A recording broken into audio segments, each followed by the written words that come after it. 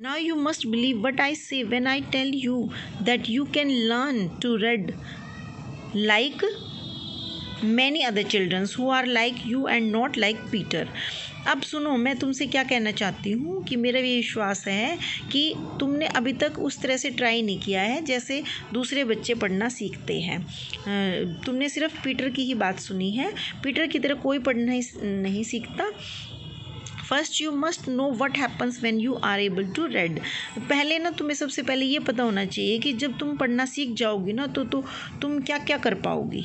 Do you see the shepherd on the beautiful green pasture. क्या तुम उस shepherd को जो ये चराने वाला होता है, गाय एनिमल्स को घास खिलाने वाला फील्ड्स में, गडरिया गाइड होता है, वो जो ब्यूटीफुल ग्रीन पास्चर होता है फील्ड, ग्रीन फील्ड्स, उसमें देखा तुमने उसको जो चराने वाला था, गाइडर था, उसको देखा। Well, as soon as you can read you shall have the book for your very own.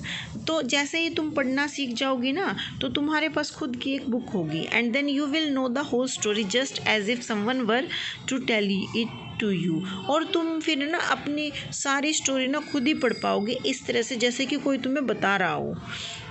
What the shepherd did with his sheep and goats and the wonderful things that happened to him।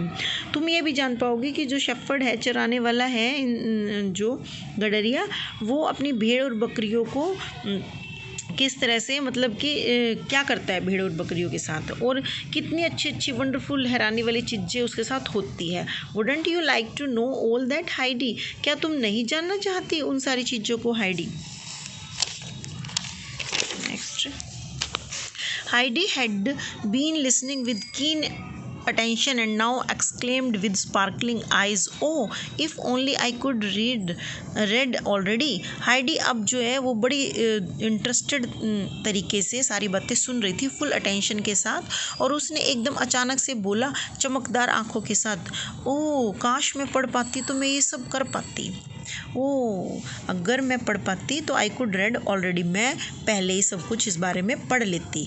You will learn in no time. तुम बिल्कुल थोड़े से ही time में सीख जाओगी। I can see that. मैं ये देख सकती हूँ हाइडी, जो ग्रैंड मदर उसको बोलती है। But now we must go to Clara के पास हमें जाना चाहिए। कम, आओ, we will take the books with us. हम अपने साथ बुक्स भी लेकर चलते हैं।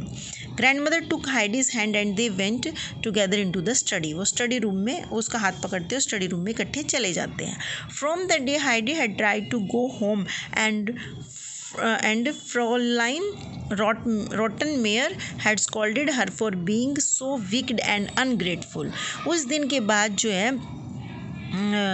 From the day Heidi had tried to go home and, हाँ, जब उसने had scolded her for being so wicked, जो वो थी ना मेड थी, उसने हाइडी को बहुत ज़्यादा शैतान यानी नॉटी होने और अनथैंकफुल, अनग्रेटफुल मतलब अनथैंकफुल, और एहसान फरामोश कहते हैं, एहसान फरामोश, कि जो मतलब कि थैंकफुल नहीं थी, उस ना तो वो थैंकफुल थी और वो शैतान थी। उस चीज़ के लिए उसने उसे डांटा, जो मेड थी, होम कीपर थी, क्योंकि वो चाहती थी कि वो अपने घर वापस चली जाए। लेकिन अब हाइडी का मन पढ़ाई में लगना शुरू हो गया था, तो इसीलिए वो जो थी होम कीपर जो है वो उससे काफ़ी मतलब जेलस फील करती थी। A change had come over the child. एक चेंज जो है वो हाइडी में आ गया था, क्योंकि अब वो बार बार घर जाने की ट्राई नहीं करती थी, बल्कि सीखने की ट्राई करती थी। She now knew that she could not go home when ever she liked.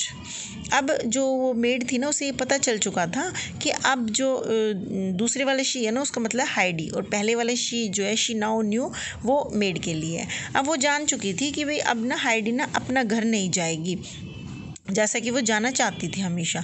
But that she had to stay in Frankfurt for a long time. अब उसे पता चल चुका था कि वो फ्रैंकफर्ट में बहुत लंबे टाइम तक रहेगी, मे बी फॉर एवर, शायद हमेशा के लिए। There was nobody to whom she could say how homesick she was now. अब ना उसके पास ऐसा कोई भी बंदा नहीं था, जिसे पर्सन नहीं था जिसे वो ये बता सके कि वो जो हाइडी है ना वो कितनी ज़्यादा होम सिक है, यानी कि वो बिल्कुल होम सिक उनको बोलते जो घर से बाहर ही नहीं निकलना चाहते, सिर्फ अपने घर ही रहना चाहते। जैसे कि हाइडी है, अपने हाई माउंटेन्स पर रहती थी अपने ग्रैंडफादर के साथ, पीटर दोस्त था उसका, तो वो हमेशा वहीं पे रहना चाहती थी। वो जो बिग सिटी में आई थी जर्मनी की, तो वो वहाँ नहीं रहना चाहती थी। तो जो मेड थी ना, अब वो किसी को भी ऐसी बातें नहीं बता सकती थी हाइडी के बारे में, क्योंकि अब तो हाइडी जो है वो वहीं रहना चाहती थी ना, मन लगा के पढ़ना सीखना चाहती थी। ठीक है।